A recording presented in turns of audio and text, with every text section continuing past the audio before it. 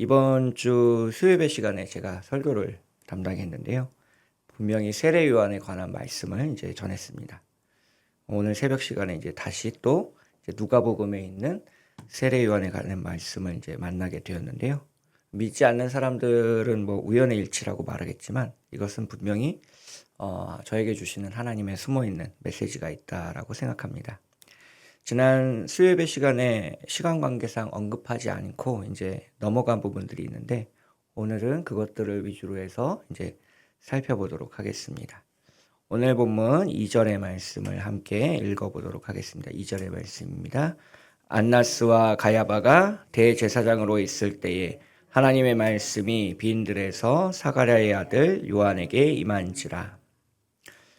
혹시 형광펜이 있으신 분들은 이제 2절에서 빈들이라는 표현에 이제 색깔을 칠해 놓으시면 좋을 것 같습니다. 이제 기도 가운데 우리가 어디에서 이제 하나님의 말씀을 들을 수 있을까? 이런 것들에 대한 이제 답이 이제 2절에 나와 있는데요.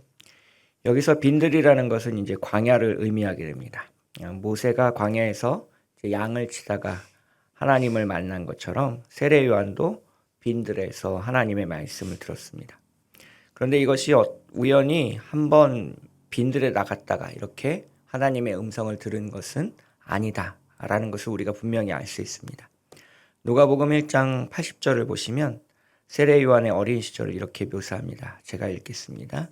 아이가 자라며 심령이 강하여지며 이스라엘에게 나타나는 날까지 빈들에 있으니라. 아멘. 세례 요한이 어린 시절부터 광야에서 훈련된 사람이라는 것을 우리는 알 수 있습니다. 이제 오늘날로 치면 어린 시절부터 이제 기도원에서 생활하는 셈인데요. 사무엘상 3장을 보면 이제 선지자 사무엘이 하나님의 음성을 듣는 장면이 나옵니다. 사무엘의 어머니인 한나는 어렵게 얻은 아들 사무엘을 이제 하나님 앞에 서원대로 바치게 되었는데요. 아기가 젖을 떼자마자 이제 제사장 엘리에게 아이를 맡겼습니다. 사무엘이 어려서부터 말씀과 기도로 훈련을 받았다라는 것을 우리는 분명히 알 수 있고요. 그러던 중 어느 날 하나님의 음성을 듣게 된 것입니다. 그래서 우리가 오늘 본문에서 이제 숨겨진 첫 번째 은혜를 발견할 수 있는데요. 첫째, 말씀과 기도로 훈련된 사람에게 이제 하나님의 음성이 들린다라는 것입니다. 물론 예외적인 경우도 있겠지만 성경에서 하나님의 음성을 듣는 사람들의 전부는 어떤 일종의 훈련을 거치게 되었습니다. 모세는 광야에서 40년간 하나님의 음성을 듣는 훈련을 받았고요. 세례 요한은 어려서부터 광야에서 하나님과 씨름하는 훈련을 가졌습니다. 그래서 우리가 이제 광야에서 하나님의 음성을 들을 수 있다라고 이제 제가 아주 오래전에 설교를 했더니 어느 분이 그러시더라고요. 그럼 제가 광야에 나가야 됩니까? 라고 이야기를 하시는데 우리가 말씀을 부지런히 읽고 기도하고 있으면 하나님께서 우리에게 음성을 들려주실 줄 믿습니다. 그래서 성경을 읽으면 이제 하나님의 음성을 듣는 사람들이 어떻게 행동했는지를 알 수 있는데요. 우리의 인생에서 어떤 비슷한 때를 만나게 됩니다. 비슷한 경험을 하게 되고 그런 비슷한 때를 만나게 되면 우리의 선택이 비교적 쉽다라는 것을 알 수 있습니다. 성경의 인물을 참고해서 우리가 이제 인생의 어떤 것들을 결정하면 되기 때문인데요. 그래서 이제 훈련받은 사람에게 하나님의 음성이 찾아온다라는 것을 우리가 알 수 있고요. 오늘 본문 가운데 두 번째 이제 메시지를 찾아보도록 하겠습니다. 4절부터 6절까지의 말씀을 함께 읽겠습니다. 4절부터 6절까지의 말씀 함께 읽겠습니다. 선지자 이사야의 책에 쓴 바 광야에서 외치는 자의 소리가 있어 이르되 너희는 주의 길을 준비하라. 그의 오실 길을 곧게 하라. 모든 골짜기가 메워지고 모든 산과 작은 산이 낮아지고 굽은 것이 곧아지고 험한 길이 평탄해질 것이요 모든 육체가 하나님의 구원하심을 보리라 함과 같으니라. 아멘. 이제 이번 주 수요예배 시간에 3절은 이제 4절은 이제 세례 요한의 소명과 관련되어 있다라는 말씀을 드렸습니다. 아직 이제 듣지 못하신 분들은 나중에 인터넷에서 꼭 한번 찾아서 들으시면 도움이 될 것 같습니다. 오늘 5절, 6절에 이제 관련된 메시지를 함께 살펴보려고 하는데요. 이제 둘째, 하나님 앞에서 모든 사람은 이제 평등하다라는 것입니다. 우리가 이제 법 앞에서의 평등이라고 이야기를 하게 되는데, 실제로 이제 판사와 검사, 변호사로 이루어진 어떤 공동체가 이 평등을 떠받치기에는 너무나 연약한 인간들은 아닌가라는 사실을 우리는 한번 생각해 보게 됩니다. 법이 구부러지고 증거가 왜곡되어서 이제 유죄가 무죄가 되고 무죄가 유죄가 되는 상황을 우리는 너무나도 많이 지켜보았기 때문에 그렇습니다. 만약 인간이 평등하다라고 말할 수 있으면 우리는 두 가지 차원에서 평등하다라고 말할 수 있습니다. 첫 번째는 이제 죽음 앞에서 평등합니다.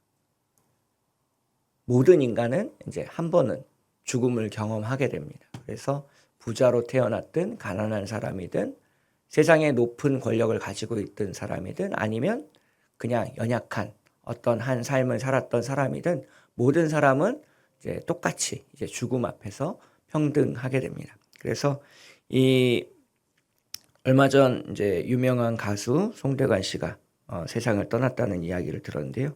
저도 그분의 간증을 이제 개인적으로 들은 적이 있어서 이제 안타까운 마음이지만 우리가 죽음을 분명히 피할 수는 없습니다. 그래서 죽음 앞에서 모든 인간은 평등하고요.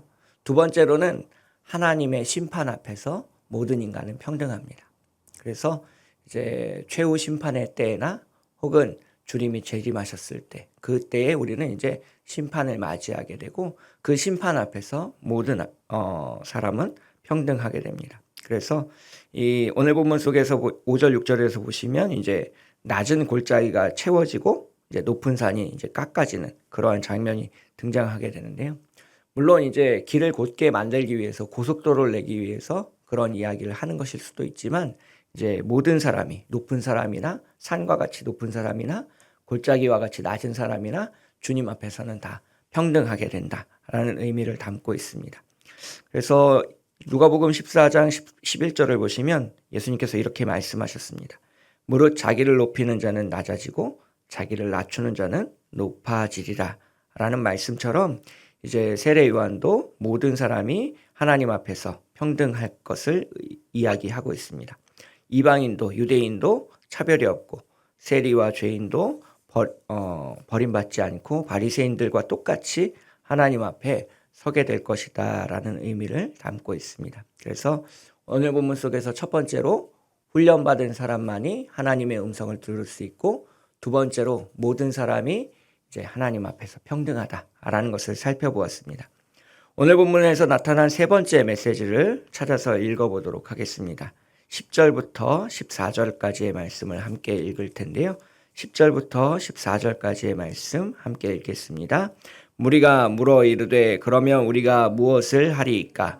대답하여 이르되 옷 두 벌 있는 자는 옷 없는 자에게 나눠줄 것이요 먹을 것이 있는 자도 그렇게 할 것이니라 하고 세리들도 세례를 받고자 하여 와서 이르되 선생이여 우리는 무엇을 하리이까 하매 이르되 부과된 것 외에는 거두지 말라 하고 군인들도 물어 이르되 우리는 무엇을 하리이까 하매 이르되 사람 행에서 강탈하지 말며 거짓으로 고발하지 말고 받은 급료를 족한 줄로 알라 하니라. 이 세례 요한이 회개를 베풀면서 이제 임박한 심판에 대한 메시지를 정했는데요. 그렇게 무서운 메시지를 전해 들은 사람들은 이제 고민하게 됩니다. 내가 무엇을 해야 합니까? 회개에 합당한 열매가 무엇입니까? 이제 천국에 들어가고 싶은 사람이 당연히 던지는 질문인데요. 먼저 세례 요한은 자신의 삶의 자리를 떠나지 말라라고 이야기하고 있습니다.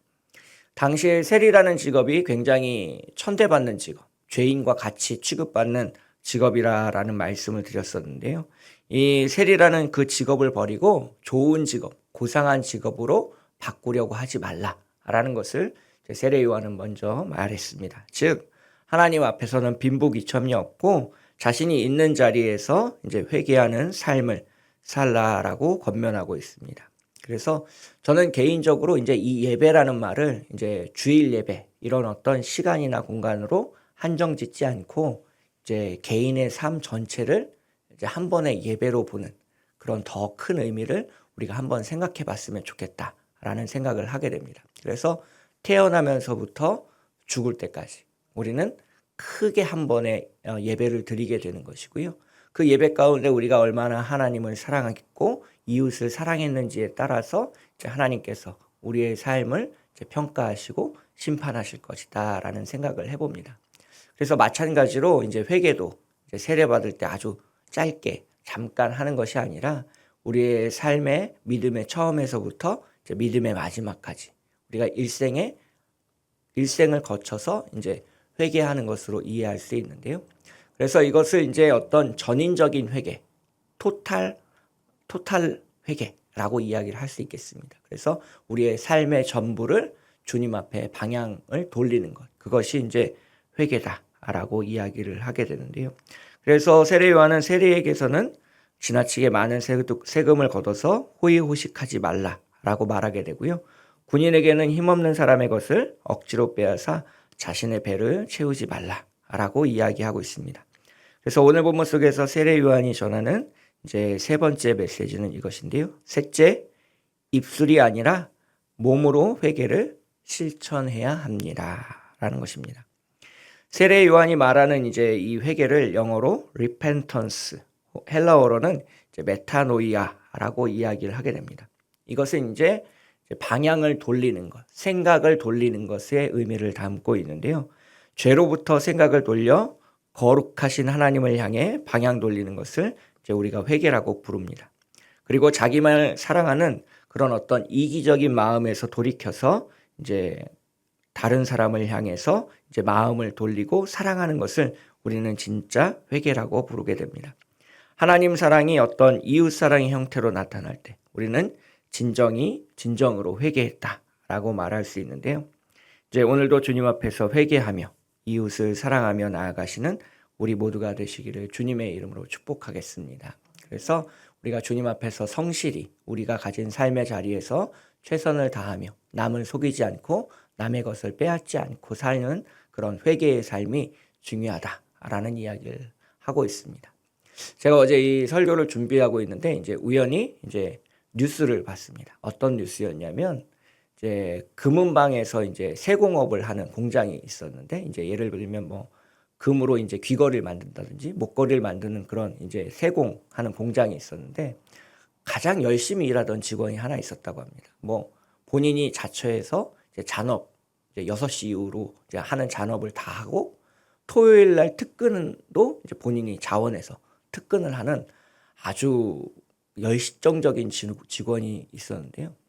사장님이 이제 한 3년 정도 그 직원이 계속 그렇게 너무 열정적으로 일하자 조금 이상한 느낌이 들어서 이제 나중에 이제 CCTV를 이제 돌려보게 됐습니다. 알고 봤더니 잔업할 때 이제 그 금가루가 나오잖아요. 금을 깎을 때 나오는 금가루를 몰래 다 챙겼다가 토요일 날 아무도 없을 때 그걸 녹여가지고 이제 금괴를 만들어서 몰래 팔았습니다. 그걸로 해서 번 돈이 2억 3천만 원 정도. 그래서 사장님이 너무 큰 배신감에 이제 이 사람은 이제 경찰에 고발했다라는 이제 뉴스를 접하게 됐는데요.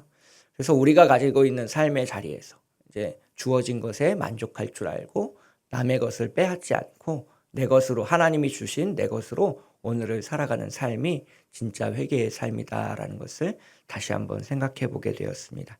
그래서 오늘도 주님이 우리에게 주신 것에 만족하며 하나님의 은혜를 찾으며 주님의 음성을 들으며 나아가시는 우리 모두가 되시기를 주님의 이름으로 축복하겠습니다.